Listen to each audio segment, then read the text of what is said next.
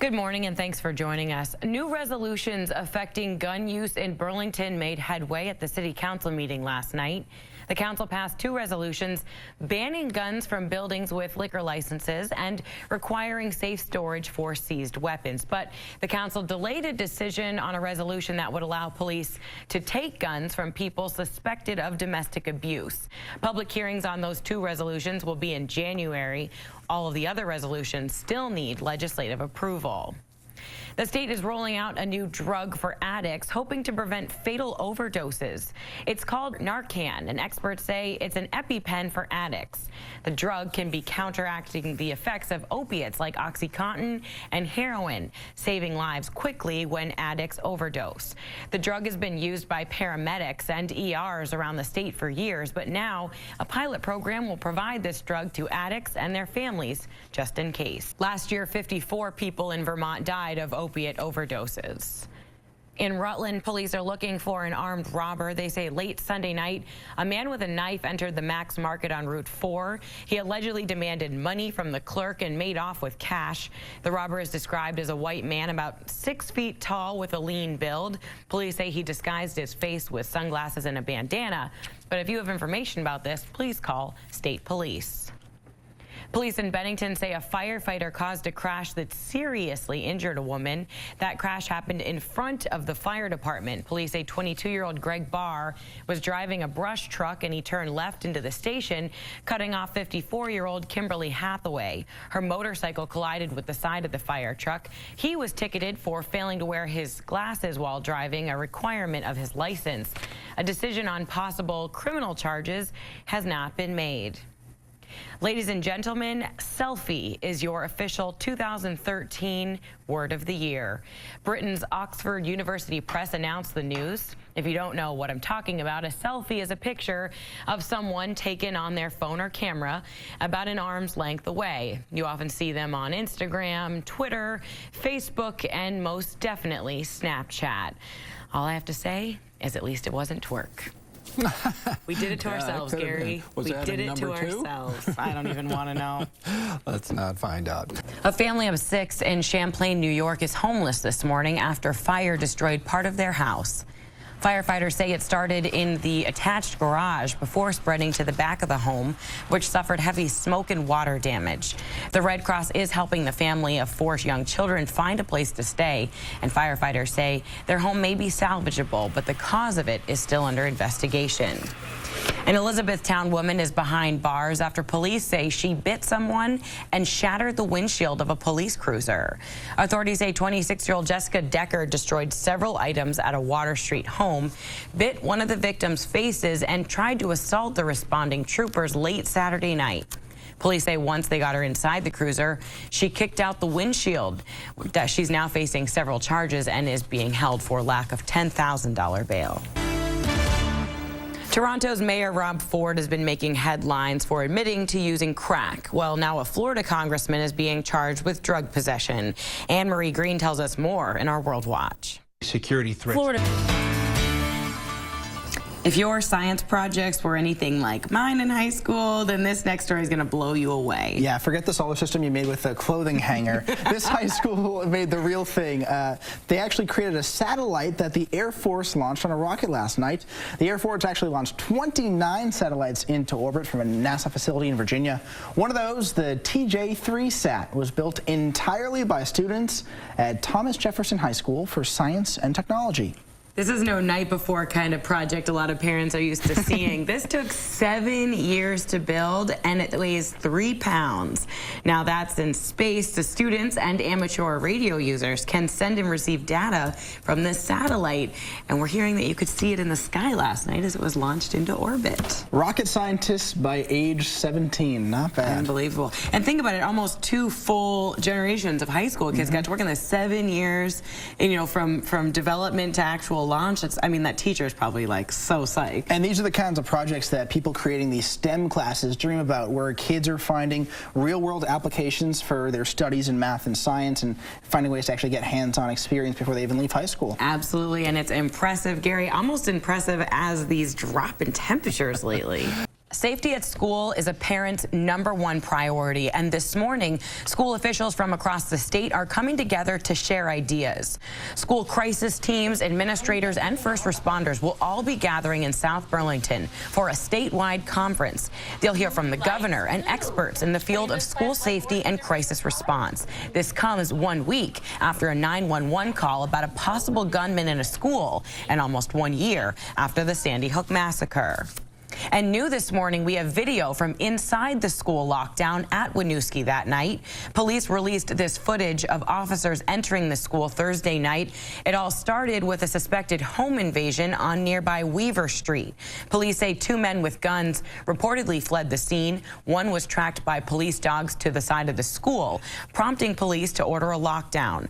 About 45 students were forced to stay inside that night, but it turns out the suspected gunman was never inside the building, and police say that 911 call was a false alarm. Plattsburgh police are investigating allegations of voter fraud in last week's election. Mark Dame is a Clinton County legislator from Plattsburgh, and he says there are 100 tainted absentee ballots in that county. He claims members of the Working Families Party went door to door to help residents fill out fraudulent absentee ballots. There are several reasons you can qualify for one of these ballots in New York, like a disability or being out of state on election day. But Dame says some of those who voted absentee did not meet this criteria, and he says these voters were victims of a con. In order to get an absentee ballot, they had to have one of those valid reasons. They just trusted the operative that came to their door and signed basically a blank application without really reading it and understanding the process. The outcome of Dame's race is not in question because he won that election by more than the margin of contested ballots. But he says he's raising this issue as a matter of principle. The police officers involved in a fatal shooting in a Burlington man's front yard are back on the job today. But state police are still investigating what exactly happened that night and how many shots were fired. Keith McGilvery reports. A great example of where there's smoke, there's fire, right on the streets of Providence. This is what happened minutes after firefighters were called to reports of high CO2 levels in the city. The National Grid utility says an underground fire caused the explosion that blew this manhole cover right off the street Monday morning. 2 people were injured in that blast, and traffic had to be rerouted while investigators worked to figure out what happened down there. Local veterinarians are speaking out about the unintended victims of Portland, Maine's new pot ordinance. The doctors say more family pets are having to make emergency trips to the vet because they are eating marijuana and getting sick. Some of them are even picking up joints off the street. The vets are worried they will see a spike in cases when this ordinance to allow pot smoking takes effect in December. Vets say the pot can cause agitation, liver and brain damage, and even death among pets. And giving your pet marijuana is considered animal abuse. Usually the internet companies are pitted against each other, but in this case, they're teaming up to fight online child porn. So Google and Microsoft are developing technology to actually erase these images off of the web. A young lady in our region is using her musical talents to help families who've lost loved ones to war. This morning, Adam Sullivan introduces us to the Upper Valley teen whose cross-country trip inspired the song Soldier's Light. I come down this. Vermont Health Connect is the state's online health insurance marketplace, and it's experienced its share of criticism. But after a bumpy rollout, more than 4,600 Vermonters have picked a plan through the site. And this morning, we're taking a look at how one Vermont company is helping to educate Vermonters on these impending changes. And in our celebration this morning, we're taking a look at modern takes of a new classic.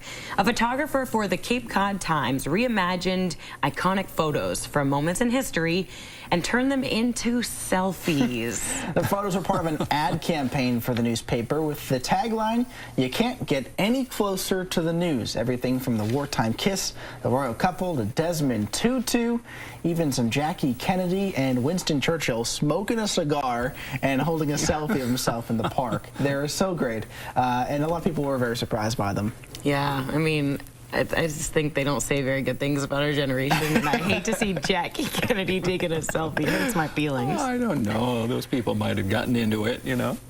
Yeah, there you go. All right, Gary. Signs of winter are slowly creeping in across the state, like in Newport, where the city's winter parking ban is already in place. Starting this morning, the Newport PD says you cannot park on city streets at between midnight and 7 a.m. until April. This ban makes sure that the city can plow the streets at night. Rifle hunting kicks off this weekend, a later start than usual because of a late Thanksgiving. The season was delayed 1 week, as was bear hunting season, which runs through November 24th. Muzzleloader season begins December 7th. And Garrett, just now a warmer weekend in store, right? Yeah. Finding full-time work is tough, and if you're living with a disability, it can be even more difficult. But we found there is help out there, and they're always looking for new clients. David Fry has lots of experience in food services, but 5 years ago, he needed help finding a new job. I had difficulties in the last job that I had. My mother decided to look into Howard Services and hooked me up to Project Hire. It's a program that got its start as our society made a shift to a more community-centered focus for people with mental disabilities. Supported employment really came about in the early 80s by offering opportunities to help people to connect with employers and be hired outside of sheltered employment into traditional jobs. Sheltered workshops were places where people with disabilities were warehoused and given simple tasks. Up until 2002, they were the only work options for people with disabilities, but Project Hire set out to change that. The national unemployment average in the United States is at 6.7%, but the unemployment rate for people with all types of disabilities is much higher at 12.8%. Sometimes it's hard to, for a person with disabilities to write up a resume. On one side, we're helping individuals with disabilities discover what their interests and talents are, so that when we partner with businesses and learn what their needs are, then we can make the right match. And for Fry, that match was in the kitchen at the Wake Robin Retirement Community. The expectations with Dave, myself, were pretty much mapped out, so there was the ability for us to actually throw Dave right into the midst of it. 5 years later, he's continued to take on more responsibilities, from dishes to prep work to actual cooking. Project Hire is currently helping 180 people like Fry find work in Vermont at more than 100 different businesses, mostly part-time. Project Hire is a lot like a temp agency, except the relationship doesn't end when they place someone in a job. They continually check in to make sure the relationship is working for the new employee and the staff. We would go with them on their first day of employment and help them to become familiar with the site, help them become familiar with the work culture and connect with their coworkers. David has some advice for businesses looking to join the program. Give people with disabilities a chance to not category that we have a disability, but to look at our ability to doing things. At the end of the day, Project Hire staff say they'll know they found success when they've worked themselves out of a job. If you or your business is interested in working with Project Hire, you can find more information about that company on our website. A recent healthcare cost analysis says the single-payer system will be much more expensive than originally thought. A UMass study paid for by the state said the new healthcare system would cost $1.6 billion in taxpayer money. A new study by Avalier Health Consultants estimated it will cost as much as $2.2 billion. This study was commissioned by the state's hospital association. The consultants say the earlier study overestimates the amount of administrative savings that will be found through single payer. What we found, though, were a couple of assumptions in that were valid at face point, but if you kind of started looking at them and pulling them apart a little bit, it did make you start to stop and question things a little bit. Even if you went with that figure, what it shows is that Green Mountain Care can cover all Vermonters and bring up, on average, folks' benefits level to a better place than they are today for the same or less cost. The consultants say that price range is only an estimate and could change. The governor called a group of state transportation workers boneheads. Now state employees and members of his own party are reacting to these words. The issue came about when Mount Anthony Union High School put up signs along state highways boasting their 25-year wrestling winning streak. VTrans officials told the town of Bennington these signs need to come down because they're in the state's right-of-way along the road. When Governor Shumlin was told what was happening, he said he would try to, quote, get the boneheads in state government to retract that demand. The state employees union reacted to those comments. A 911 call of a shooter in the building sent Winooski schools into lockdown. Police from nearly every agency in Chittenden County, along with Vermont State Police and the Marshal Service, had the school surrounded. They were searching for a possible armed gunman linked to a nearby home invasion. A gunman was not found inside, and authorities say they aren't sure if the suspect ever entered the building. It was really scary being in a closet with a lot of kids and not knowing what was happening. We were told by the police through the door to get on the ground, and then they had our coach and they asked him who he was and who was in there, and then they came in. We didn't get any notifications. We had to find out just by seeing the lights. No automated phone calls. Winooski police say at this point no one is in custody, and they say the public should not be at risk because they believe the home invasion was linked to a drug-related scenario and the victims were likely targeted.